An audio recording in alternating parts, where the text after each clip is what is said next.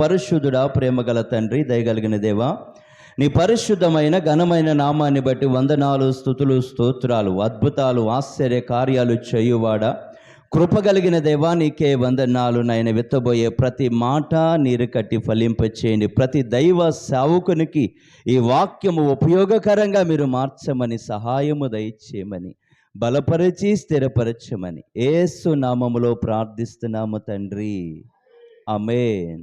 ఒకసారి గట్టిగా హల్లెలూయా చెప్దాం. హల్లెలూయా.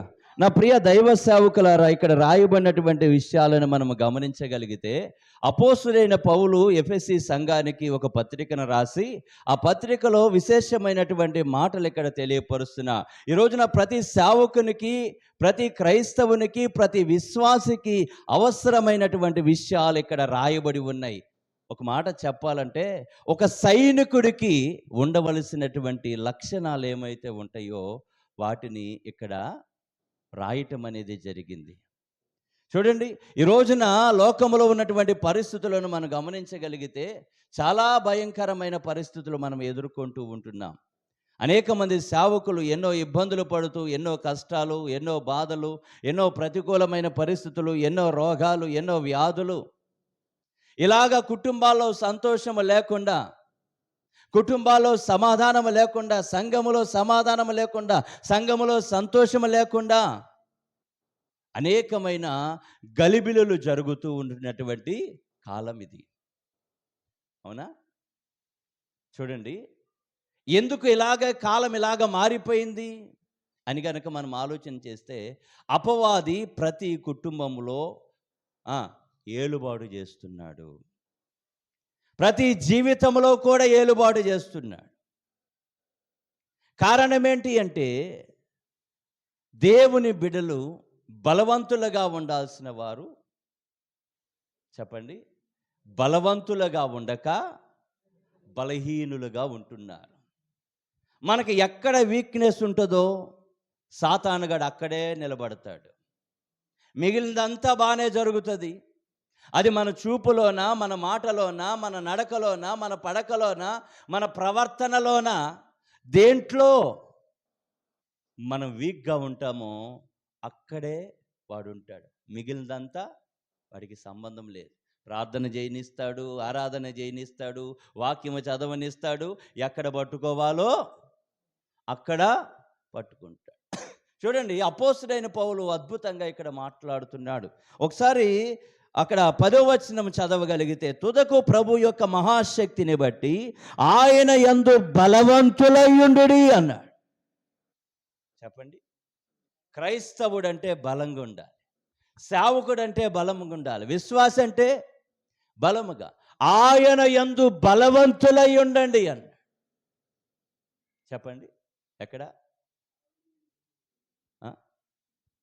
సింహానికి బలం ఎక్కడుంటుంది? సింహానికి బలం ఎక్కడుంటుంది? పంజాలో కదా. ఏనుగుకు బలం ఎక్కడుంటుంది కదా. మరి క్రైస్తవుడు బలం ఎక్కడా? క్రైస్తవుడు బలం ఎక్కడా అంటే సంఘములో ఉండాలి. అవునా?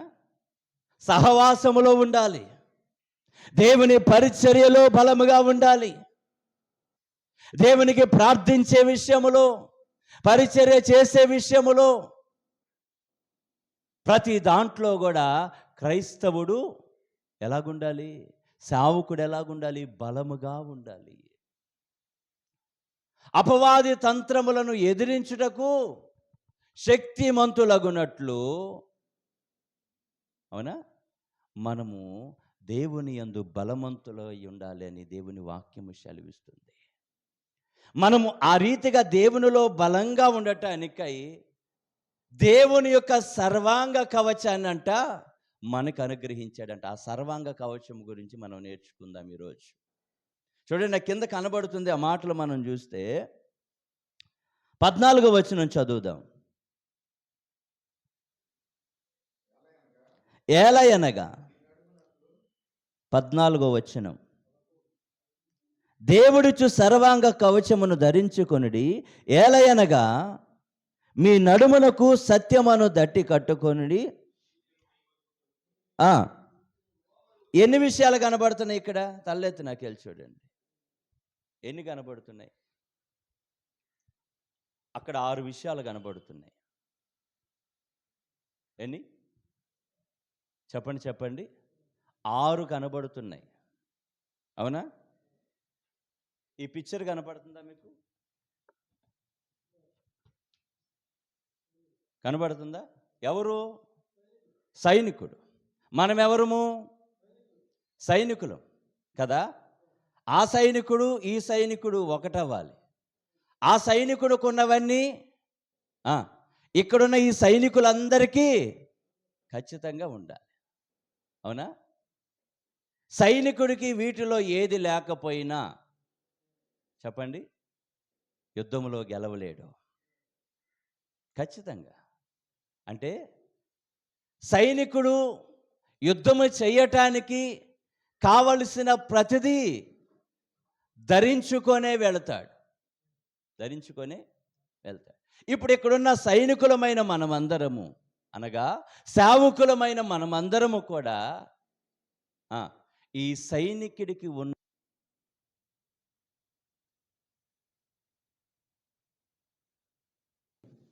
ఆత్మ సంబంధమైన యుద్ధ వస్త్రాలు ఖచ్చితంగా ఉండాలి.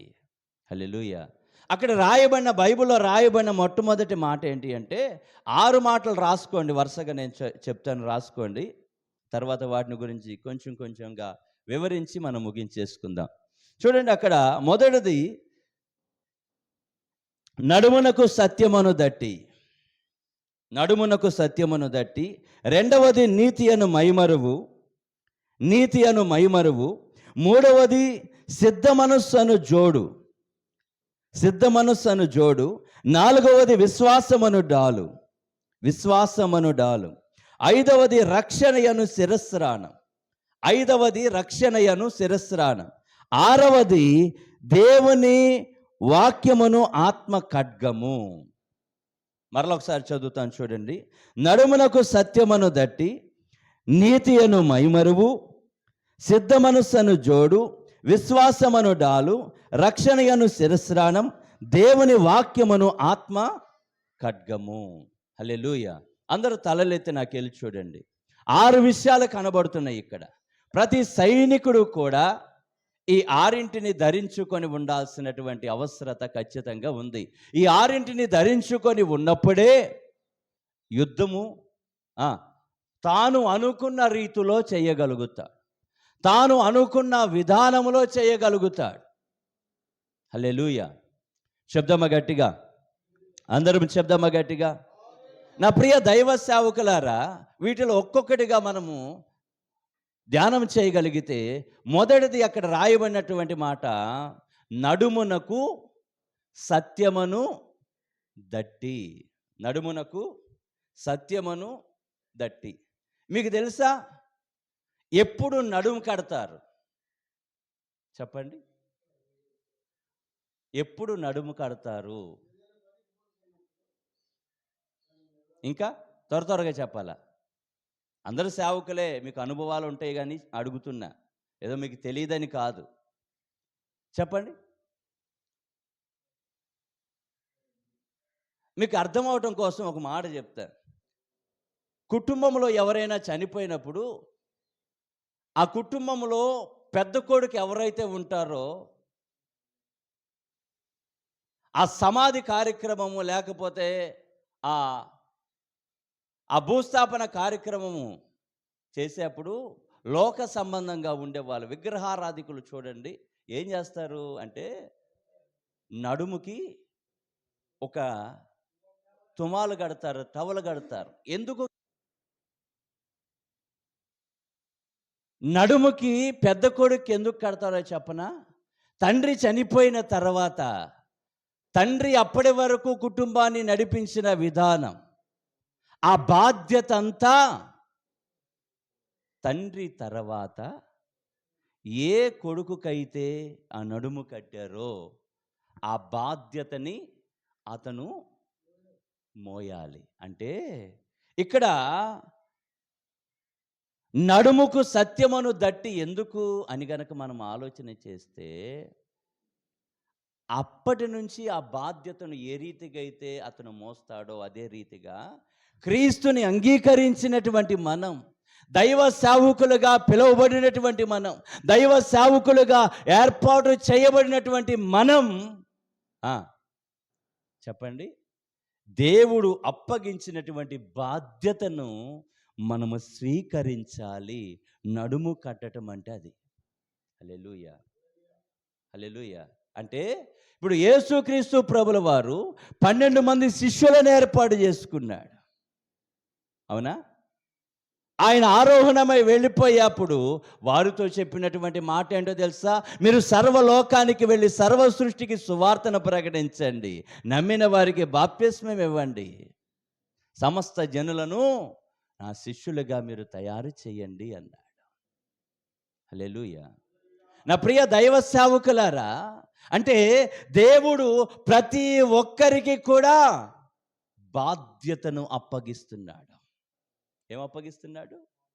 బాధ్యతను. ఒకసారి మనం ఇర్మియా గ్రంథంలో చూడగలిగితే 1వ అధ్యాయము 17వ వచనం చదువుదాం.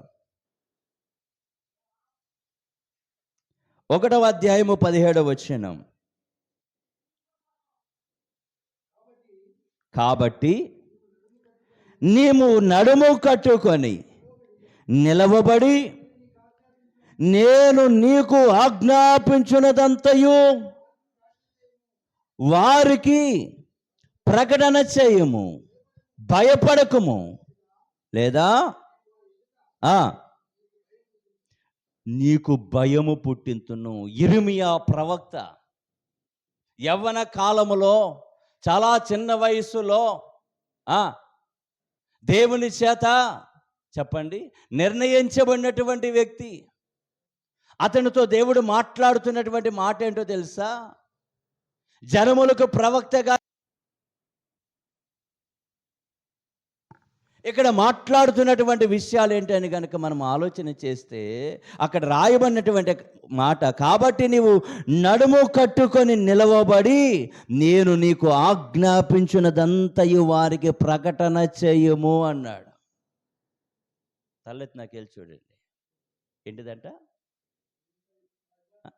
నీవు నడుము కట్టుకొని నిలబడి నేను నీకు ఆజ్ఞాపించినదంతా ప్రకటన చెయ్యి. దేవుడు ఎక్కడ ప్రకటన చేయమంటే అక్కడ ప్రకటన చెయ్యాలి. ఈరోజు అట్టి రీతిగా నడుము కట్టుకొని దేవుని పరిచర్యలో నిలబడేవారు దేవునికి కావాలి. దేవునికి కావాలి. దేవుని యొక్క బాధ్యతను మనము స్వీకరించాలి.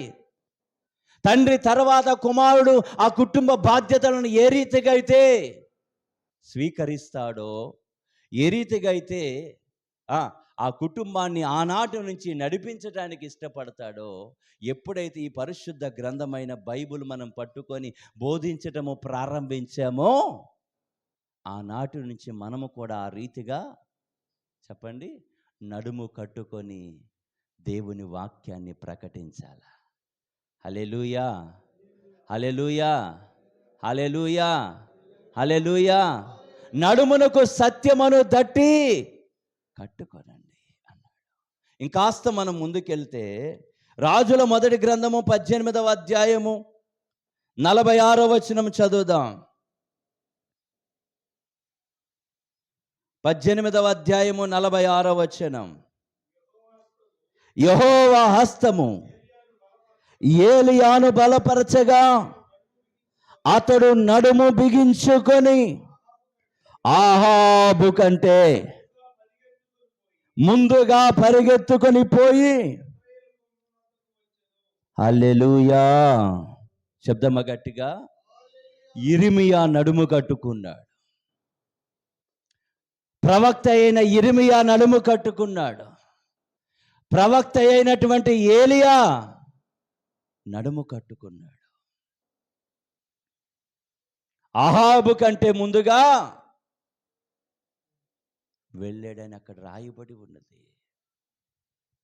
బాధ్యత ఉన్నవాడు దేవుని పరిచర్యలో పరిగెత్తుతాడు తెలుసా? ఇది నా బాధ్యత, అంటే నేను వెళ్ళకపోతే ఆ పని ఆగిపోతుంది అని బాధ్యతను స్వీకరించిన వాడు దేవునిలో పరిగెత్తుతాడు. ఇంకాస్త మనం ముందుకు వెళ్ళగలిగితే తీయండి లూకాసు సువార్త.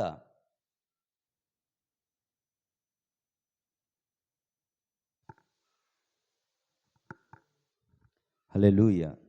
లూకాసు వార్త 12వ అధ్యాయము 32వ వచనం చదువుదామా?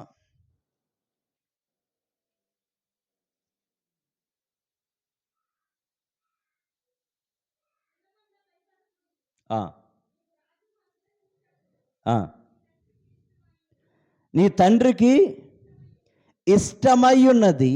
ఇప్పుడు 35 చదువుదాం. మీ నడుము కట్టుకొనియుండుడి, మీ దీపములు వెలుగుచుండనీయుడి అన్నాడు. ఏంటంట? మనము నడుము కట్టుకొని ఉండాలంట, దీపములు వెలుగుచూ ఉండాలి. దీన్ని ఆత్మీయముగా మనం ఆలోచన చేస్తే దీపము అంటే ఏంటి? ఆత్మీయముగా చెప్పండి. ఆత్మదీపం, పరిశుద్ధాత్మ. హల్లెలూయా, హల్లెలూయా.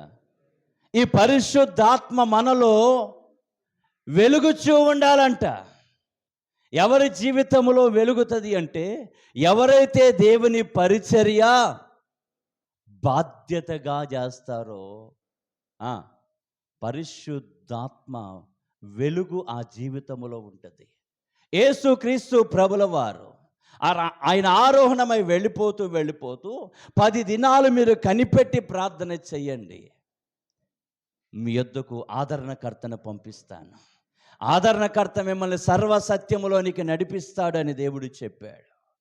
ఆయన చెప్పినట్లుగానే వీరు మేడగదిలో 120 మంది కూడుకొని ఏకముగా వాళ్ళు కూడుకొని అక్కడ ఏం చేస్తున్నారంట? ఈరోజు అలాంటి దైవ సేవకులు ఉన్నారా?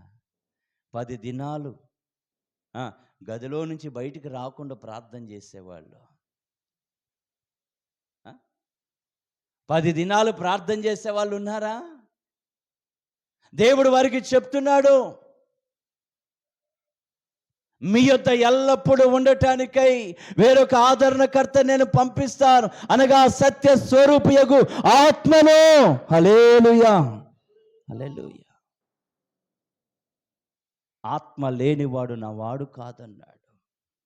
ఈరోజు ప్రతి ఒక్కరికి కావాల్సింది పరిశుద్ధాత్మ. ఆ దీపము లోపల వెలుగుతూ ఉండాలి, మండుచూ ప్రకాశిస్తూ ఉండాలి. మండుచున్న పొద దగ్గర ఎందుకు మాట్లాడాలి మోషేతో? ఆ మండేది ఏంటో తెలుసా? పరిశుద్ధాత్మ అగ్ని. హల్లెలూయా, హల్లెలూయా. మంచిది. నా ప్రియ దైవ సేవకులారా, దేవుని లేఖనాలు సెలవిస్తున్నటువంటి మాట, మనము నడుము కట్టుకొనుట అనేది చాలా చాలా ప్రాముఖ్యమై ఉన్నది. దేవుని పరిచర్య చేయటానికి, దేవుణ్ణి ఆరాధించటానికి, వాక్యాన్ని బోధించటానికి, అపవాది తంత్రములను ఎదిరించటానికి మొట్టమొదటగా ఈ సైనికుడికి ఉండాల్సిందేంటి చెప్పండి? నడుమునకు సత్యమును దట్టి. నడుమునకు సత్యమును. చూడండి, దేవుని వాక్యం ఎంత చక్కగా రాయబడి ఉన్నదంటే పైనుంచో కింద నుంచో ప్రారంభం అవ్వకుండా బెల్ట్ ఎక్కడ కట్టుకుంటారు? నడుము ఎక్కడ కడతారు కదా? అవునా? కాళ్ళ దగ్గర నుంచో తల దగ్గర నుంచో ప్రారంభం అవలా. అంటే తీర్మానం అనేది మనము కట్టుకునే దాన్ని బట్టి ఉంటుంది. హల్లెలూయా, హల్లెలూయా. ఆ నడుము కట్టుకున్నప్పుడు ఎక్కడ లేనంత ధైర్యం వస్తుంది. ఎక్కడ లేనంత ధైర్యం. ఒక సేవకుడు అన్నాడు ఈ మధ్యన, నువ్వు భలే పరిచర్య చేస్తున్నావు, ఇంతలోనే మళ్ళీ కారు తీసుకున్నావు, నీ ధైర్యం ఏంటన్నాడు. వాళ్ళని ఆ కారు కోసం ప్రార్థన చేసిన తర్వాత వర్షం బాగా, ఇంటి దగ్గర డ్రాప్ చేయడానికి తీసుకొని వెళ్తున్నా.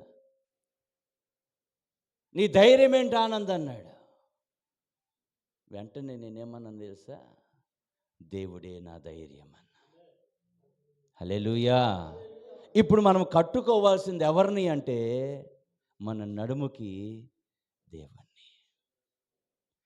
దేవుడిచ్చు సర్వాంగ కవచం, దేవుడిచ్చు అన్న దగ్గర 3వ నెంబర్ వేసి ఉంటుంది. ఆ కింద ఫుట్ నోట్లో దాని గురించి రాయబడుతుంది చూడండి. ఎఫెసీ పత్రికలో ఏంటంట, దేవుని. ఏంటి, ఎవరిది ఆ సర్వాంగ కవచం? ఇది భౌతిక సంబంధమైనది కాదు. భౌతిక సంబంధమైన దాని కొరకే నేను వాక్యాన్ని చెప్పట్లేదు. ఆత్మ సంబంధమైనది, దైవత్వానికి సంబంధించినది. నా ప్రియ దైవ సేవకులారా, అక్కడ చాలా స్పష్టంగా తెలియపరుస్తున్నాడు, దేవుని సర్వాంగ కవచం. వాటిలో ఒక భాగం సత్యమును దట్టి. ఇది మనకి ధైర్యాన్ని పుట్టిస్తుంది, మన తీర్మానాన్ని స్థిరపరుస్తుంది. దీని ద్వారా మనం బాధ్యత కలిగిన వారిగా మారతాం. హల్లెలూయా, హల్లెలూయా. అతను అనుకుంటాడు, తండ్రి చనిపోయిన తర్వాత ఆ నడుము కట్టుకొని తీసుకొని వెళ్ళేప్పుడు అతను అనుకుంటాడు, ఇక నుంచి బరువు బాధ్యతలన్నీ మోయాల్సింది నేనే, ఈ కుటుంబానికి పెద్ద నేనే. ఆ రీతిగా ఆ నడికట్టు మనకి బాధ్యతను కలుగచేస్తుంది. బాధ్యత కలిగిన దైవ సేవకులుగా మనల్ని మారుస్తూ ఉన్నది. హల్లెలూయా. పోతే 2వ మాట అక్కడ రాయబడిన మాట, నీతియను మైమరువు. ఏంటిది? నీతి అను మైమరువు. చూడండి, ఈ పిక్చర్లో నీతి అను మైమరువు అనేది ఎక్కడ కనబడుతుంది? మీకు కనిపిస్తుందా? కనిపిస్తుందా? ఇంకా దగ్గరికి పెట్టినా. నీతి అనే మైమరువు ఎక్కడ కనబడుతుంది? తల భాగము నుంచి కాస్త కిందకు వస్తే ఛాతి భాగము దగ్గర కనబడుతుంది. ఎక్కడెక్కడ చెప్పండి చెప్పండి. ఛాతి భాగము దగ్గర కనబడుతుంది. అవునా? నా ప్రియ దైవ సేవకులారా, నీతి అనే మైమరువు ఎక్కడుండాలి అని గనక మనం ఆలోచన చేస్తే, మన దేహము మీద, ఇంకా చెప్పాలంటే మన హృదయం. హల్లెలూయా, హల్లెలూయా. మనల్ని చూడగానే చెప్పండి, మనలో ఏం కనబడాలి? సావుకులలో ఏం కనబడాలి? క్రైస్తవులలో ఏం కనబడాలి? విశ్వాసులలో ఏం కనబడాలి? నీతి అనే మైమరువు. చెప్పండి, నీతి అనే మైమరువు. ఒకసారి విజయవాడ ప్రయాణమై వెళ్తున్నా, ఒక పెద్ద ఆయన ఎక్కాడు, కారు ఎక్కాడు, ఫ్రంట్ సీట్లో కూర్చున్నాడు. పెద్ద ఆయన కదా, పాస్టర్ గారు వెనక కూర్చోమంటే వెనక కూర్చున్నారు. ఆ పెద్ద ఆయన విజయవాడ దాకా సైలెంట్గా ఉన్నాడు. విజయవాడ దగ్గరకు వచ్చిన తర్వాత రామరపాడు రింగ్ దగ్గర ఆయన దిగాల. ఆ ఎనకాపాడు దగ్గరలోకి వచ్చిన తర్వాత ఆయన అంటున్నాడు, ఏమంటున్నాడంటే, నేను కారులో పాటలు పెట్టలేదు, ఏం పెట్టలేదు. ఆయన అంటున్నాడు, మీరు పాస్టర్ గారా అన్నాడు. ఆయనతో నేను ఏమీ మాట్లాడలా, చెయ్యెత్తాడు, ఎక్కించుకున్నాను. పోన్లే విజయవాడ వెళ్తున్నాను కదా అని చెప్పేసి ఎక్కించుకున్నాను. అతనితో నేనేమీ మాట్లాడలేదు. మీరు పాస్టర్ గారా అన్నాడు. అవునండి, మీకు ఎలా తెలుసు అన్నాను నేను. అప్పుడు ఆయన అన్నాడు, నీ మాట విధానం చాలా బాగుందయ్యా, నువ్వు ఫోన్ వచ్చినప్పుడు మాట్లాడుతున్నావు కదా, అప్పుడు గమనించాను. అతను ఎవరో తెలుసా? ఒక అన్యుడు.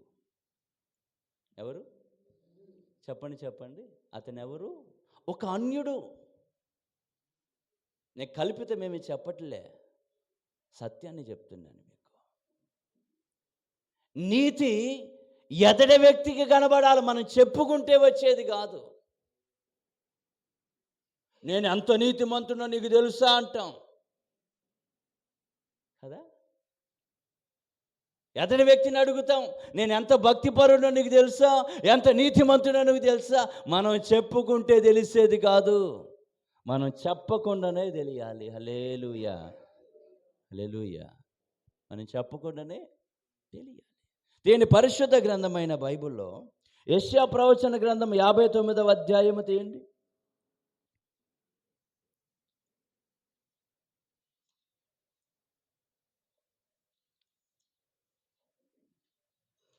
17వ వచనం.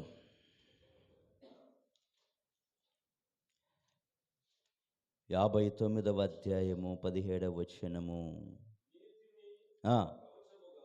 కవచముగా ఆయన ధరించుకొనెను. చాలు. ఏంటంట? నీతిని కవచముగా మనం హృదయ భాగములో ధరించుకోవాలి, మన గుండె భాగములో ధరించుకోవాలి. ఈ కవచం ఏం చేస్తుంది అంటే గుండెకి బాణములు తగలకుండా, అవునా, గుండెకి బాణములు తగలకుండా ఇది కాపాడుతుంది. హల్లెలూయా. ఇది నీతి అనే మైమరువు. ఈ నీతి అనే మైమరువు ప్రతి సేవకునికి అవసరం. ఏదో 4 మాటలు మనం నేర్చేసుకొని అందరు చెప్తున్నారు నేను చెప్తాను కాదు. నీతి అనే మైమరువు, అవునా. ఈ నీతిని గురించి మనం ఆలోచన చేసినప్పుడు బైబిల్ గ్రంథంలో మానవులలో ఒక నీతిమంతుడు కనబడతాడు. ఎవరైనా నీతిని కాపాడుకున్న యవనస్తుడు కనపడతాడు. ఎవరైనా యోసేపు. హల్లెలూయా. ఒక చిన్న మాట చెప్పను. ఇక్కడ చాలామంది విగ్రహారాధికులు ఇళ్ళకి వెళ్ళటానికి భయపడతారు, అవునా కాదా? సేవకులు, విశ్వాసులు, క్రైస్తవులని పిలువబడేవారు కూడా వాళ్ళు భయంకరమైన విగ్రహారాధికులండి. అక్కడున్న దురాత్మ శక్తులన్నీ వచ్చి మనల్ని పట్టేస్తాయి అని చాలామంది భయపడిపోతూ ఉంటారు. ఇక్కడ ఒక విషయం మనం గమనించగలిగితే, యోసేపు ఎవరు?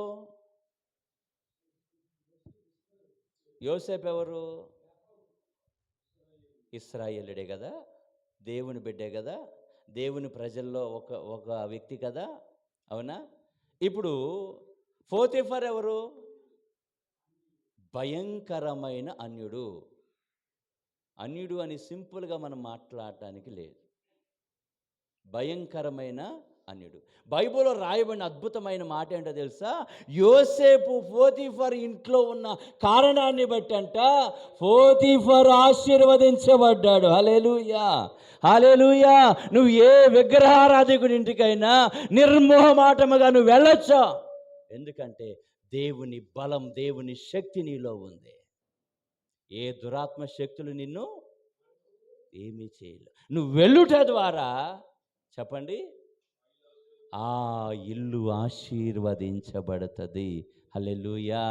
ఆ కుటుంబం ఆశీర్వదించబడుతుంది.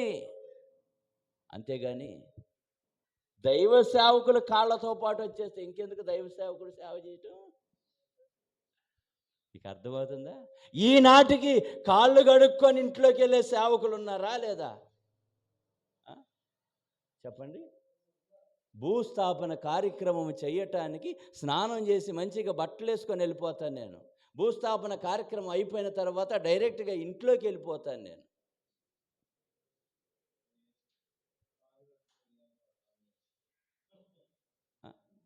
ఈ మధ్యన ఒక పాస్టర్ గారు వచ్చాడు, గుమ్మం దగ్గర అలాగే నిలబడి రావాలా వద్దన్నాడు. రండి మీరు లోపలికి అన్నాను.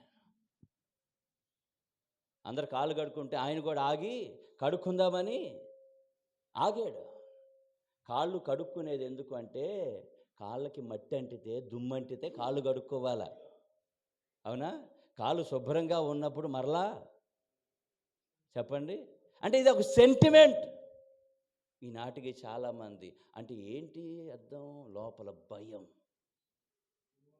లోపల బైబిల్ అంత చక్కగా చెప్తుందండి.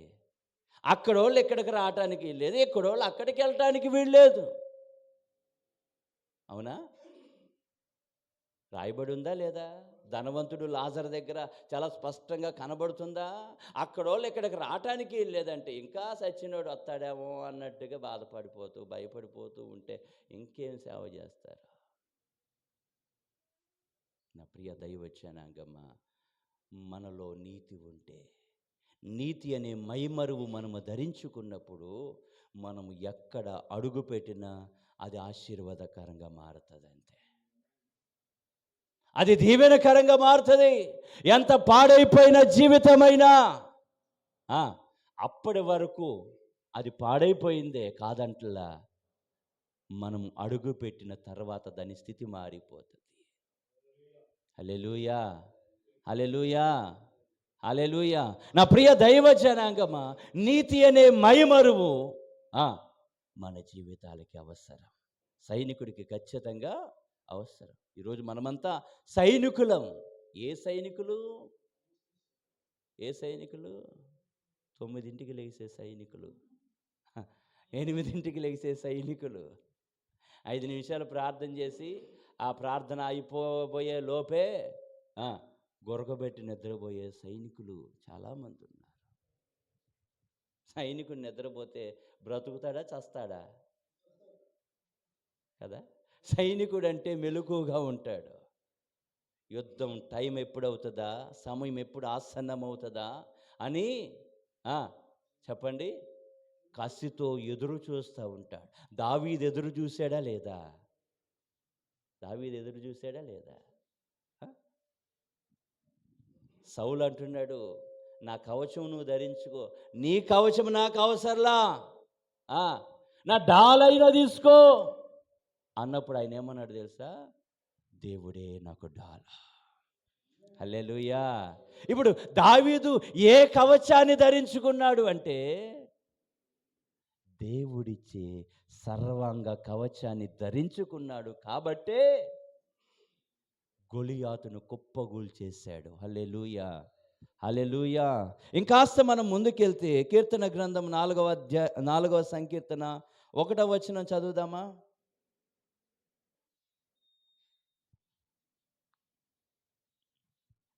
4వ సంకీర్తన 1వ వచనం.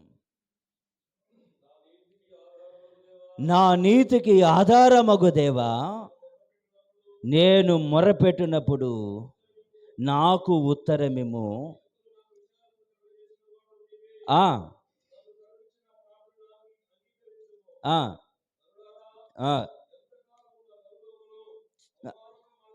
చాలు. చూడండి, అక్కడ దావీదు భక్తుడు అంటున్నాడు కదా, నా నీతికి ఆధారమగు దేవా అని అడుగుతున్నాడు. అవునా? మన నీతికి ఆధారము ఆయనే. ఆయనే ఆధారముగా ఉండాలి కదా. ఈ రోజున సేవ చేస్తూ బిజినెస్ చేసేవాళ్ళు చాలామంది ఉన్నారు కదా. అదేమంటే పార్ట్ టైం బిజినెస్ అండి. అదే ఇదే. మీలో ఎవరైనా అలాంటి వాళ్ళు ఉంటే మీకోసం నేను మాట్లాడట్లేదు, మిమ్మల్ని బాధ పెట్టడానికి నేను మాట్లాడట్లేదు. చూడండి, 12 మందిని దేవుడు పిలిచాడు. వాళ్ళ వృత్తి ఏంటి? చేపలు పట్టేవాళ్ళు. అవునా? చేపలు పట్టుకునేవారు. ఎక్కడ గుంట కనపడితే అక్కడ, ఎక్కడ కాలువ కనపడితే అక్కడ, ఎక్కడ నది కనపడితే అక్కడ, ఎక్కడ సముద్రం కనపడితే అక్కడ. మనసు ఏమవుతుంది అంటే, ఆ నీళ్లు కనపడ్డప్పుడు పీకుతూ ఉంటుంది. ఒక ఆమె అంది, ఆ మధ్యన మేము కొత్తూరు జగ్గంపేట దగ్గర కొత్తూరులో పరిచర్య ప్రారంభించినప్పుడు ఫస్ట్లో వచ్చేదన్నమాట, మా దగ్గరికి వచ్చేది. ఒకసారి ఆవిడ వచ్చి అంది, అయ్యగారు అయ్యగారు అంది. ఏమ్మా అన్న, దేవుణ్ణి నమ్ముకున్న వాళ్ళు వడ్డీ వ్యాపారం చేయకూడదంట కదా అంది. నీకెవరు చెప్పారమ్మా అన్న. ఆర్ఆర్కే మూర్తి గారు రేడియోలో చెప్తుంటే ఆ వాక్యం ఆలకించాను, టీవీలో కూడా చాలామంది చెప్తే ఆలకించానండి. నిజమేనా అంది. సమయానికి వచ్చేవాళ్ళరా, అప్పటికి ఎప్పుడు వస్తుందా అని ఎదురు చూస్తున్నా. చాలా తక్కువ వడ్డీయే, 5 రూపాయలు, 10 రూపాయలు, 7 రూపాయలు, 12 రూపాయలు. వాళ్ళకి సప్లై సామాను ఉంది, ఇంకా డబ్బు ఉంటుంది కదా. అయితే ఆవిడ ఎప్పుడు వస్తుందా అని నేను ఎదురు చూస్తా. రెఫరెన్స్లు అన్నిటికీ నేను నోట్ చేసుకున్నా. ఒక 18 ఎతికి పెట్టాను. ఆవిడ వచ్చింది. వచ్చిన తర్వాత, బాగానే వచ్చేవాళ్ళమ్మా, నేనే అడుగుదాం అనుకుంటున్నా నిన్ను, ఈలోగా నువ్వే అడిగావు, ఇంక నాకు ప్రాబ్లం ఏమి ఉండదు అని చెప్పేసి, నీ కళ్ళతోనే నువ్వు చూద్దు కానీ నీ కళ్ళ ముందే నేను చదువుతాను అని చెప్పేసి ఒక 18 రెఫరెన్స్లు చదివిన తర్వాత, నిజమే అయ్యగారు అంది. నేను అనుకున్నా ఇక నుంచి మానుకుంటుందేమో అనుకున్నా. ఒక నెల పోయిన తర్వాత మళ్ళా వచ్చింది. నెల పోయిన తర్వాత మళ్ళా వచ్చామంటది కదా, అయ్యగారు అయ్యగారు రాత్రే ఒకళ్ళు వచ్చారు, బాగా దేనస్థితిలో ఉన్నారంట, బాగా అత్యవసరం వాళ్ళకి. అయితే నా చెయ్యి ఆగలేదండి అంది. హల్లెలూయా, హల్లెలూయా. ఏంటి చెప్పండి. చాలా మంచిదండి. ఎంత మంచిదంటే, మేము అక్కడ రేకుల షెడ్ వేసుకోవడానికి మా దగ్గర డబ్బులు లేకపోతే ఆమె చెవులు, ఈ బంగారపు చెవులు ఇచ్చి వీటిని తాకట్టు పెట్టుకొని ఆ డబ్బులు తెచ్చుకొని మందిరానికి షెడ్ వేసుకోండి, తర్వాత నాకు ఎప్పుడో మీరు విడిపించేప్పుడు విడిపిద్దురు కానీ అంది. పాపం ఆవిడ చనిపోయిన తర్వాత విడిపించి ఇచ్చాము అవి, ఆరోగ్యం బాగలేక చనిపోయిన తర్వాత. అంటే ఎందుకు చెప్తున్నానంటే, చూడండి, చాలామందికి ఒక వృత్తి చేసేప్పుడు మనస్సు ఆగదు. నాకు సెంటరింగ్ వర్క్ వచ్చు, ఎక్కడైనా సెంటరింగ్ పెడతా ఉన్నారనుకో, దానికి వెళ్ళి మనసు నిలబడుతుంటుంది అక్కడ, ఒకప్పుడు ఇది చేశాను కదా అని. అదే రీతిగా ఈ 12 మందిని దేవుడు ఏర్పాటు చేసుకున్న వాళ్ళు, వీళ్ళ వృత్తి ఏంటి అంటే, వీళ్ళు చేపలు పట్టేవాళ్ళు, జాలరులు కదా. జాలరి ఉద్దేశము ఇంటికి వెళ్దామన్న ఉద్దేశం ఉండదు. చేప పడకపోతే ఆ రాత్రంతా ఆయన అక్కడే ఉంటాడు. విసుగు అనేది ఉండదు. మనలాంటి వాళ్ళు వెళ్ళి కొద్దిసేపు ఒక 10 నిమిషాలు అలా గాలి వేయగానే ఒకడు కూడా పట్టలేదు అనుకో, దాన్ని అక్కడ బారేసి వెళ్ళిపోతాం కదా. జాలరి విసుగు చెందడు. అలాంటి వారిని దేవుడు పిలిచినప్పుడు అక్కడ రాయబడిన మాట జాగ్రత్తగా వినండి. వలలు విడిచిపెట్టి ఆయన్ని వెంబడించెను అని రాయబడింది. దీన్ని ఎంతమంది ఫాలో అవుతారు? వల ఏంటి? వారి యొక్క జీవనోపాధిని విడిచిపెట్టి దేవుని పని చేయటానికి మనుషులను బట్టే జాలర్లుగా వారు ముందుకి కొనసాగారు. మీకు ఎప్పుడన్నా మరలా వాళ్ళు చిన్న వలముక్క పట్టుకొని నీళ్ళలో వేసినట్టుగా చూసారా? 3.5 సంవత్సరాలు తర్వాత మళ్ళా ఇక మాకు ఆధారం లేదు కదా అని బయలుదేరితే మరలా ప్రభు వారిని దర్శించి, చెప్పండి, వారిని దేవుడు బలపరచగా, వారి మీద చేతులు ఉంచినప్పుడు వారు పరిశుద్ధాత్మతో నింపబడి, చెప్పండి, మరొకసారి వల పట్టుకోలేదు. ఇంకా అప్పటి నుంచి ఏం పట్టుకున్నారు? మాకేమొచ్చాయ్యా అంటే, కన్నవాటిని విన్నవాటిని గురించి చెప్పండి. మీరు వెళ్ళి సర్వలోకానికి వెళ్ళి సర్వ సృష్టికి సువార్తను ప్రకటించండి, భూది గంధముల వరకు నాకు సాక్షులు ఉండాలి అన్నాడు దేవుడు. నా ప్రియ దైవ జనాంగమా, దేవుని బిడ్డలారా, చూడండి, సేవకునికి దేవుడు తప్ప మరొక జీవనోపాధి ఉండకూడదు. నా ఉద్దేశం అది, నా తీర్మానం అది. 2000 చేత పట్టుకొని వెళ్ళాం. ఎన్నో రోజులు పస్తులున్న సమయాలున్నాయి, ఎన్నో రోజులు కట్టుకోవటానికి బట్టలు లేని పరిస్థితులు ఉన్నాయి. కానీ ఈ రోజున ఆ కృప కలిగిన దేవుడు ఘనమైన పాత్రగా ఆయన వాడుకుంటున్నాడు. ఎన్నోసార్లు ఆ కష్టాలకి వదిలేసి వెళ్ళిపోదాం అనుకున్నా, సేవ వదిలేసి వెళ్ళిపోదాం అనుకున్నాను. మరలా వెంటనే వెళ్ళిపోవటానికి గుంటూరు నుంచి ఇక్కడి దాకా రావాలా? మధ్యలో ఆ పరిస్థితులకి నాకు సెంట్రింగ్ వర్క్ వచ్చు కదా, 1000 రూపాయలు వస్తాయి, వెళ్తాననేవాడిని. వెంటనే పాస్టర్ గారు ఏమనేవాళ్ళు తెలుసా? అయితే గుంటూరు వెళ్ళిపోదాం మనం అనేవాళ్ళు. అంటే అర్థం ఏంటి? ఆ పని అక్కడే చేసుకోవచ్చు కదా. ఇక్కడ వరకు రావాల్సిన అవసరం ఉందా? 250 కిలోమీటర్లు. ఎన్నో సందర్భాల్లో మరలా ప్రభు కాలు పట్టుకొని, సారీ ప్రభా, తప్పుగా ఆలోచన చేశాను, తప్పుగా అర్థం చేసుకున్నానయ్యా, క్షమించండి అని బ్రతిమలాడినటువంటి సందర్భాలు ఎన్నో ఉన్నాయి. ఆ రీతిగా దేవుణ్ణి బ్రతిమలాడి దేవుని పాదాలు పట్టుకునే అనుభవంలో కొనసాగుతున్నాను కాబట్టి ఈరోజు ఘనమైన పాత్రగా ఆయన వాడుకుంటున్నాడు. హల్లెలూయా. నీతి అనే మైమరువు ఆ కవచాన్ని మనము ధరించుకొని ఉండాలి. హల్లెలూయా, హల్లెలూయా. సరే, మూడవది ఏంటి చూడండి, ఏంటది? సిద్ధ మనస్సు అన్న జోడు. మీరు తలెత్తి నాకేళ్ళు చూడాలి. ఇంకా మనసు ఎక్కడ ఉంటుందండి? మనసు ఎక్కడ ఉంటుంది చెప్పాలి? మనసు ఎక్కడుంటుంది? మనసు ఎక్కడుంటుంది? ఇప్పుడు ఎక్కడ తోడుకోమంటున్నాడు? ఎక్కడ తోడుకోమంటున్నాడు? అక్కడ స్పష్టంగా రాయబడి ఉంది కదా, పాదములకు సిద్ధ మనస్సును జోడు. పాదములకు మనసు ఎక్కడుంటుంది? కింద ఉంటుందా? మనసు కింద ఉంటుందా? మరి ఎందుకు కింద అంటే చెప్పనా? ఆ మనసు ఏది చెప్తే ఈ పాదాలు అవి చేస్తాయి కదా. వెళ్ళమంటే వెళతాయి, వద్దంటే ఆగుతాయి. గోడ దూకమంటే దూకుతాయి, వద్దంటే ఆగుతాయి. మీకు అర్థమవుతుందా? అంటే మనస్సు ఏది చెప్తే అవి చేస్తాయి. కాబట్టి సిద్ధ మనస్సు అన్న జోడు మనము తొడుగుకొని ఉండాలి.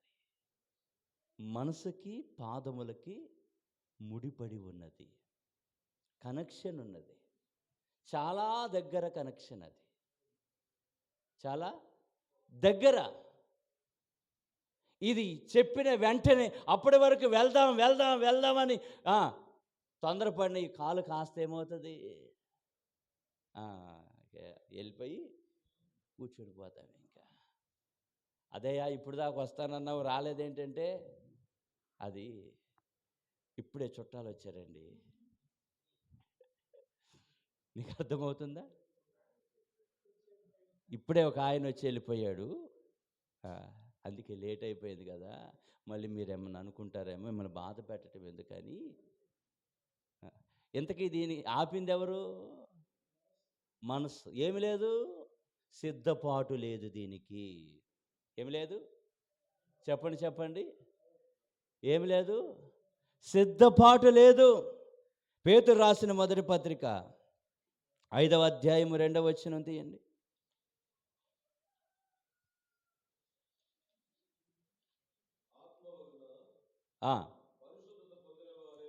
పరిశుద్ధత పొందిన వారై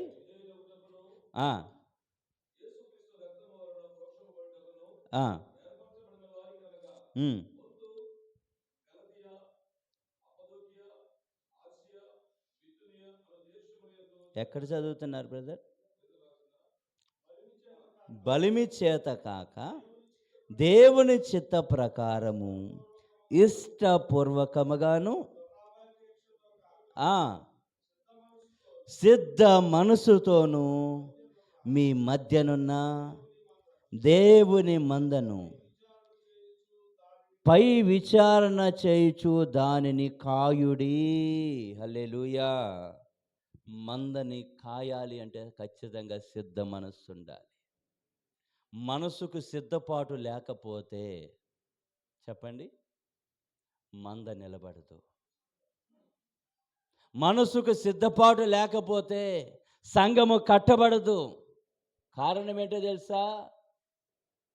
అక్కడికి వచ్చే ప్రజలేమంటారో తెలుసా? సేవకునికి స్థిరత్వం లేదు. మీకు అర్థమవుతుందా? సేవకునికి స్థిరత్వం లేదు. ఎప్పుడు ఏం చేస్తాడో, ఎప్పుడు ఏ రీతిగా మాట్లాడతాడో, ఎప్పుడు ఏ రీతిగా ప్రవర్తిస్తాడో, ఎప్పుడు ఏ రీతిగా ఆలోచన చేస్తాడో తెలియదు. అందుకే ఇక్కడ పేతురు భక్తుడు రాస్తున్నాడు, మందని కాయటానికంట సిద్ధ మనస్సు. ఆ జోడు మనము తొడుగుకోవాలి, లేకపోతే కష్టం. ఎంతైంది? 1 దాటిందా? ఓకే. అంటే ఇంకా ఎత్తట్లేదు, మీరు కొంచెం డల్గా కనపడుతున్నారని. హల్లెలూయా. ఒకసారి గట్టిగా చెప్పండి. అంటే టైం దాటిపోయిందేమో, మిమ్మల్ని బాధ పెట్టడం నాకు ఇష్టం లేదు, అందుకు. ఓకే, మంచిది. నా ప్రియ దైవ సేవకులారా, మన మనస్సు దేవుని పని చెయ్యటానికి, దేవుణ్ణి ఆరాధించటానికి, దేవుణ్ణి గణపరచటానికి ఎప్పుడు ఎల్లప్పుడూ సిద్ధముగా ఉండాలి. దాన్ని సిద్ధపరుచుకోవాలి. చూద్దామంటే చాలా దూరం వెళ్తుంది అది కదా, చేద్దామంటే అది కూడా చాలా దూరం వెళ్తుంది. మరి ఏది వెంటనే జరుగుతుంది చెప్పండి? చాలామంది తెలివిగా అంటారు, పలాంది చేయాలండి అని అడిగే మనకు ఎవరినైనా చేద్దాంలే అంటారు. చేద్దామంటే నేను ఒక్కన కాదు, ఇంకెవరైనా కలిస్తే అని దాని యొక్క అర్థం. దాంట్లో బహువచనం కనబడుతూ ఉంది. చూద్దామన్న దాంట్లో కూడా బహువచనం కనబడుతూ ఉంది. చేస్తాను అన్నది వేరు, చేద్దాము అన్నది వేరు. అవునా? కాబట్టి ఎల్లప్పుడూ కూడా చెప్పండి, మనము సిద్ధముగా ఉండాలి. అపోస్తలుడైన పౌలు సిద్ధపడ్డాడా లేదా? అవునా? నీతి కిరీటము దాచబడి ఉన్నది, దాని కొరకై నేను పరిగెత్తుతున్నాను ఓపికతో. దాని కొరకై నేను పరిగెత్తుతున్నాను ఓపికతో అని దేవుడిచ్చేటటువంటి నీతి కిరీటాన్ని సొంతము చేసుకొనటానికై సిద్ధపడ్డాడు.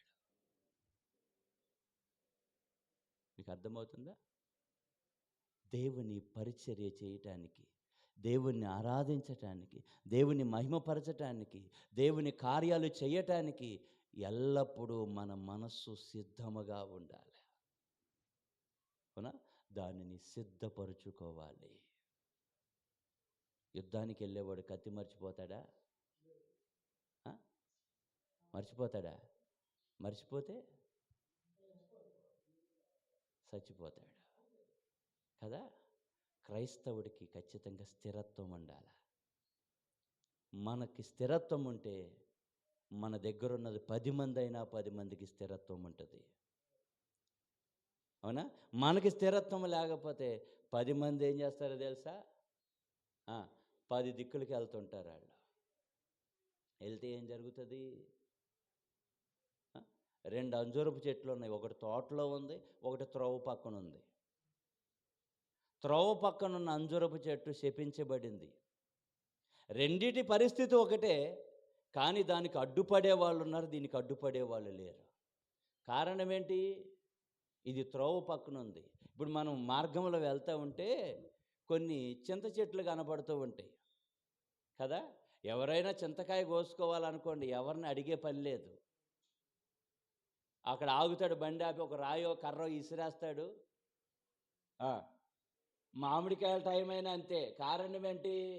అది ఎవరికి సంబంధించినవి అంటే ప్రభుత్వానికి సంబంధించినవి.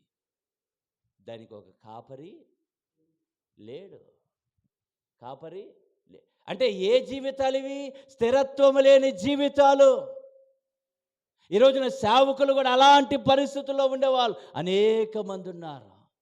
నేను ఎప్పుడు అంటాను, మన ప్రాణాలకు అడ్డుపడటానికి మన కొరకు ఒక ఆత్మీయ తండ్రి ఉండాలి. ఏం చేస్తాడు? మన కొరకు ప్రార్థన చేస్తాడు. మన పరిస్థితులు ఎంత దారుణంగా ఉన్నా, ఎంత ప్రతికూలంగా ఉన్నా వాటిని అనుకూలతలోనికి రావటానికి, ప్రభువా నా బిడ్డని కాపాడండి అని దేవుని దగ్గర మొరపెట్టి, తోటలో ఉన్న చెట్టుకి ఆ ధన్యత ఉంది, త్రోవ పక్కన ఉన్న చెట్టుకి లేదు. ఎవరున్నారు అక్కడ కాపరి? తోటలో ఉంది కాబట్టి తోటమాలి అడ్డుపడ్డాడు. అయ్యా ఎరువు వేస్తాను, త్రవ్వుతాను, మీదటికి మరలా ఇదే రోజుకి మీరు రండి, అప్పుడు గనక ఫలించకపోతే నేనే నరికేయమంటాను. అడ్డుపడ్డాడా లేదా? నా ప్రియ దేవుని బిడ్డలారా, చూడండి, మన దగ్గర ఉన్న విశ్వాసుల జీవితాలకి అడ్డుపడాల్సింది మనమే, ఎవరో కాదు. ఎవరో చేస్తారులే కాదు, మనమే అడ్డుపడాలి. అవునా? అంటే మనకి స్థిరత్వం ఉండాలి, సిద్ధ మనస్సు మనకు ఉండాలి. ఆ మనస్సు దేవుడు మనకి అనుగ్రహించాలి. హల్లెలూయా. ఇంకాస్త ముందుకెళ్దాం త్వరగా. 4వ మాట, విశ్వాసం అనే డాలు. చెప్పండి, ఏంటి? విశ్వాసం అనే డాలు. అవునా? విశ్వాసం అనే డాలు. ఈ డాలు ఏం చేస్తుంది? అక్కడే రాసి ఉంటాడు చూడండి, చదవండి.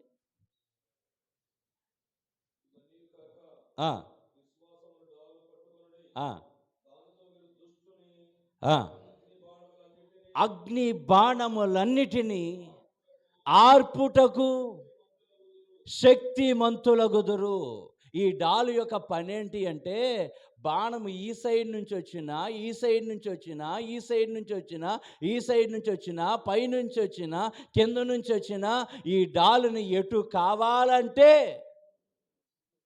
హల్లెలూయా చెప్పండి, అంటే విజయాన్ని పొందుకోవటానికి చెప్పండి, విశ్వాసాన్ని ఎలాగ కావాలంటే అలాగా ఉపయోగించవచ్చు.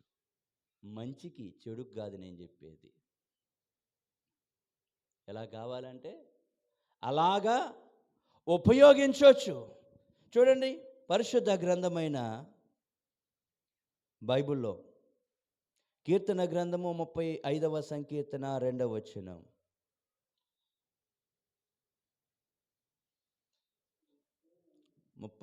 సంకీర్తన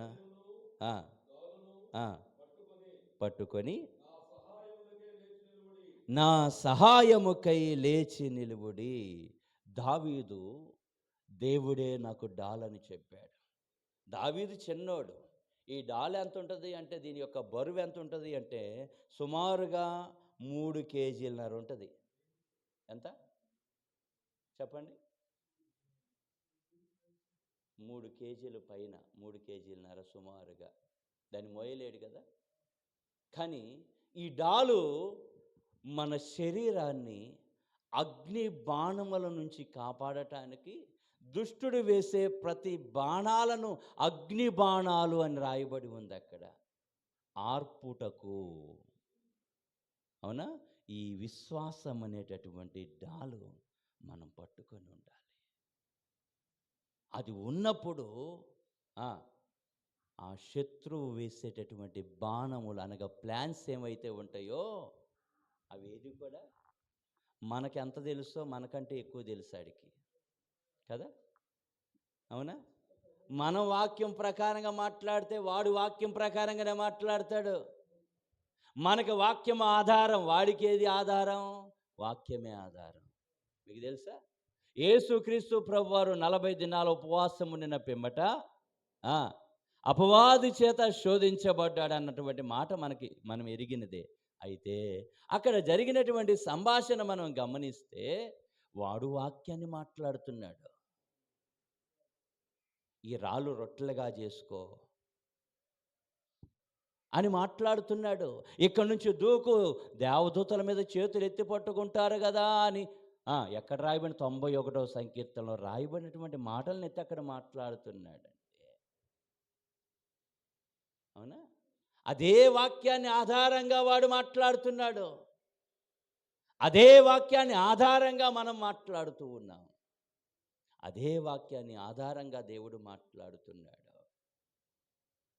ఇక్కడ నుంచి దూకితే ఎత్తి పట్టుకుంటారు కదా, నిజమే కదా, వాక్యం రాయబడింది కదా అని మనం దూకేస్తే రాళ్ళు రొట్టెలవునుగాక అని ఆజ్ఞాపిస్తే ప్రపంచంలో ఉన్న ఇసుక రేణువులన్నీ, సముద్రంలో ఉన్న ఇసుక రేణువులన్నీ, కట్టిన బిల్డింగులన్నీ, కొండలన్నీ, గుట్టలన్నీ ఏమవుతాయి? రొట్టెలవునుగాక అంటే రొట్టెలైపోతాయి. సృష్టి మొత్తం ఏమవుతుంది? కొన్నిసార్లు అనంతమైన జ్ఞానము సేవకులకి అవసరమై ఉన్నది. దేవుడు అనంతమైన జ్ఞానము కలిగిన వాడు కాబట్టి, అవునా, మాట్లాడినిచ్చాడు. పో సాతానా అన్నాడా లేదా? కదా. మనం గొప్పకి ఏం చేస్తాం తెలుసా? ఏ ఊరినిది, ఎక్కడి నుంచి వచ్చామంటాం. ఆడెక్కడి నుంచి వస్తే నీకెందుకు? ఆకాశ మండలం మందు తిరగటమే కదా వాడి పని కదా. ప్రత్యేకంగా ఒక ఊరు నుంచి రావాల్సిన అవసరం ఉందా? వాడు మనం అడిగిన దాన్ని బట్టి ఏం చేస్తాడో తెలుసా? ఇదిగో నేను ఫలానా గ్రామంలో ఫలానా వ్యక్తిని బండితో పాటు వచ్చేసాను, అక్కడికి ప్రార్థన చేయడానికి వచ్చారు కదా, ఆ వ్యక్తితో పాటు వచ్చేసాను. అక్కడ ఊరేసుకొని చంపబడిన వ్యక్తిని నేనే. మనం అన్నీ నమ్మేస్తాం కదా. అదిగో ఆ ఉరేసుకొని ఆ యాక్సిడెంట్లో చనిపోయిన ఆమె పట్టిందంట. హల్లెలూయా, హల్లెలూయా. గుడ్డిగా నమ్మేస్తుంటారు చూడండి. అపవాది దాని యొక్క సమూహం ముందు నుంచే ఉన్నది. అది ఏం చేస్తుందో తెలుసా? నేను చచ్చిపోతే నా జీవితాన్ని వాడుకుంటుంది, నువ్వు చచ్చిపోతే నీ జీవితాన్ని వాడుకుంటుంది, ఎవరు చచ్చిపోయినా వాళ్ళ జీవితాన్ని వాడుకుంటుంది. అది ఎవరు చచ్చిపోయినా వాళ్ళ జీవితాన్ని వాడుకుంటుంది. దీని వలన సావుకుల విశ్వాసము సన్నగిల్లిపోతుంది. విశ్వాసం అనే డాలు ఆత్మ సంబంధమైన జీవితానికి అవసరమైనది. అది ఎటు కావాలంటే అటు అగ్ని బాణములను ఆర్పటానికి, సాతాను యొక్క తంత్రములను ఎదిరించటానికి అది ఉపయోగపడుతుంది. ఎన్ని చెప్పాను? 4. త్వరగా వెళ్ళిపోదాం ముందుకి. రక్షణ అనే శిరస్త్రాణం, ఇది తలకుండేది, దీన్ని హెల్మెట్ అని అంటారు. ఎందుకు ఇది చెప్పండి? శిరస్సు ప్రాముఖ్యమైనది. హల్లెలూయా చెప్పండి. మానవ శరీరం అంతటిలో శిరస్సు చాలా ప్రాముఖ్యమైనది. కాలు లేకపోయినా, ఈ చెయ్యి లేకపోయినా మనం బ్రతుకుతాం. ఆఖరికి చెప్పండి, పార్ట్స్ అన్నీ పాడైపోయినా శిరస్సు పాడైపోతే మీకు తెలుసా, ఈ శిరస్సు నుంచే ప్రతి దానికి సర్క్యులేషన్ అవుతుంది కదా. ఇప్పుడు తలలో గడ్డలుంటే కాలు చెయ్యి ఎందుకు స్వచ్ఛపడిపోతుంది కదా? బ్లడ్ సర్క్యులేషన్ కిందకి జరగక, రక్త ప్రసరణ జరగక. కాబట్టి ప్రతి ఒక్కరికి, ఇందాక యెషయా ప్రవచన గ్రంథంలో చదివాం కదా, చదువుదా కింద భాగంలోనే ఉంటుంది. 59లో చదివాం కదా, 59:7-17 కింద భాగం అదే కనబడుతుంది. చదవద్దులే, ముగించేసుకుందాం. చదవద్దులే అంటే చదువుతాం, మనం చదవమంటే చదవం. హల్లెలూయా. సరే, మంచిది నా ప్రియ దైవ సేవకులారా. చూడండి, మన శిరస్సు చాలా ప్రాముఖ్యమైనది. శిరస్సు చాలా ప్రాముఖ్యమైనది. ఎలా చెప్పగలం? అంతా ఆధారపడి ఉంది దాని ద్వారానే. అంతా అందుకే డ్రైవింగ్ చేసే వాళ్ళకు కూడా హెల్మెట్ ధరించండి ధరించండి అంటే ధరించం కదా అసలు. అది ధరిస్తే ఏమవుతుంది? ప్రాణం నిలబడుతుంది. ఆత్మ సంబంధమైన జీవితానికి కూడా శిరస్నానము చాలా అవసరమై ఉన్నది. పోతే 6వది చివరిగా, దేవుని వాక్యమును ఆత్మ ఖడ్గం. ఏం పట్టుకోవాలి? ఒక చేతిలో డాలు, మరొక చేతిలో ఆత్మ ఖడ్గము. ఆ ఖడ్గం ఏదో కాదు, ఇదే. హల్లెలూయా, హల్లెలూయా. ఈ ఆత్మ ఖడ్గము గురించి హెబ్రీ పత్రికలో రాయబడి ఉంటుంది. చాలా ఇష్టమైన మాట అది, చాలా ఇష్టమైన మాట, చాలా శక్తివంతమైన మాట అది. ఏంటి ఆ మాట?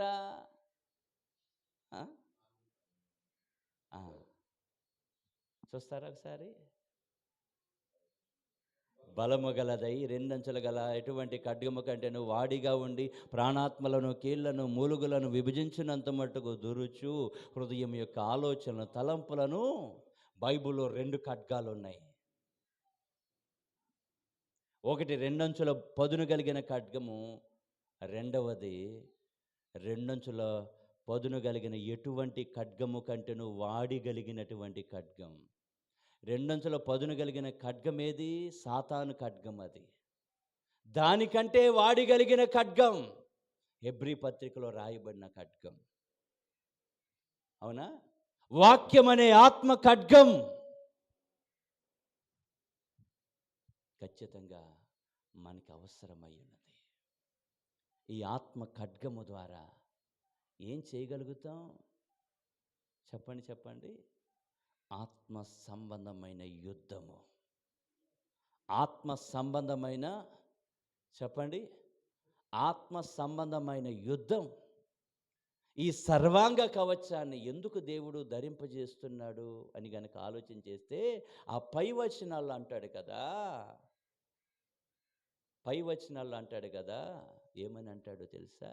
అక్కడ రాయబడినటువంటి మాటలు మనం గమనిస్తే, దురాత్మ సమూహాలతో మీరు పోరాడాలి. ప్రస్తుత అంధకార సంబంధాలకు దురాత్మ సమూహాలతో, పక్కింటలతో కాదు, ఇంకో పాస్టర్తో కాదు, ఇంకో విశ్వాసితో కాదు. అర్థమవుతుందా? పోరాటం ఎవరితో చేయాలా? ఒకవేళ నీ ఎదుటున్న పాస్టరు మంచోడు కాదనుకోండి, దురాత్మ పనిచేస్తుంది అనుకోండి, అసలు పట్టుకోవాల్సింది ఎవరిని? చెప్పండి. దురాత్మను పట్టుకోవాలి. ఈయన మీద పోరాడితే ఏమొస్తుంది? ఏమి రాదు. దురాత్మ సమూహాలతో పోరాటము చేయటానికై దినమందు ఈ సర్వాంగ కవచం మనకు ఉపయోగపడుతుందంట. ఇది ఆపద దినమే. అవునా? మతోన్మాదులు ఎక్కువ చెలరేగుతున్నటువంటి దినాలు కావా? సువార్తను అడ్డుకునే దినాలు కావా? అనేకమైన అపాయాల్లో సేవకులు ఉండట్లేదా? అనేకమైన కష్టాలకి సేవకులను అప్పగించట్లేదా? చెరసాలలకి అనేక రీతులుగా అవమానపరచబడుతున్నారు, గాయపరచబడుతున్నారు, చంపబడుతున్నారు. కాబట్టి ఈ కడవరి దినాలలో తుదకు అన్నటువంటి మాట కనబడుతుంది. తుదకు అంటే దాని అర్థం ఏంటి? చివరా. అంటే ఈ చివరి గడియలో దేవుడు ఇచ్చేటటువంటి సర్వాంగ కవచాన్ని ప్రతి ఒక్కరము ధరించుకొని ఉండాలి. ఈ 6 ఖచ్చితంగా మనకి అవసరమై ఉన్నది. ఒకసారి చదివేసి ముగించేసుకుందాం. చూడండి. మొదటిది, సత్యమను దట్టి నీతి అను మైమరువు, సిద్ధమనుసన జోడు, విశ్వాసమను డాలు, రక్షణయను శిరస్రానము, దేవుని వాక్యమును ఆత్మ ఖడ్గం. ఈ 6 సైనికుడికి అవసరమైనది. నేటి సైనికులమైనటువంటి సేవకులమైన మనకి కూడా ఈ 6 అవసరమైనది. దేవుడు ఈ కొద్ది మాటలు మన వెనుకల్లో దీవించి ఆశీర్వదించునుగాక. ఆమేన్. అందరూ లేచి నిలబడండి, చిన్న ప్రార్థన చేసుకుందాం. చిన్న